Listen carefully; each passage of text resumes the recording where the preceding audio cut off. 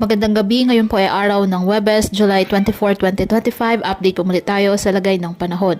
Nagbabanta na po ang malakas na bagyong Emong na dumaplis sa Pangasinan ngayong gabi at saka tatama sa Ilocos Sur, La Union at Ilocos Norte.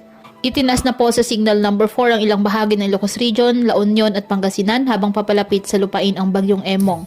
Posibleng tumama sa baybay ng La Union, Ilocos Sur o sa northwestern Pangasinan ngayong gabi. Taglay ng bagyo ang lakas ng hangin na abot sa 120 km per hour malapit sa sentro at pagbugsong hangin abot sa 150 km per hour.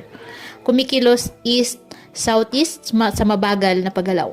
Signal number 4 itinaas ngayon sa Ilocos Sur, dyan po sa La Union at Pangasinan. Signal number 3 naman sa natitirang bahagi ng Ilocos Sur, natitirang bahagi ng La Union, Burgos, Pangasinan, Abra, Mountain Province, Benguet, at signal number 2 sa Ilocos Norte, natitirang bahagi ng Pangasinan at Abra, Apayao, Kalinga, Mountain Province, Ifugao, natitirang bahagi ng Benguet, Babuyan Islands, Cagayan, Nueva Vizcaya, Zambales, at signal number 1 naman po sa Batanes, natitirang bahagi ng Cagayan, Isabela, Quirino, natitirang bahagi ng Nueva Vizcaya, natitirang bahagi ng Zambales, Tarlac, Pampanga, Nueva Ecija.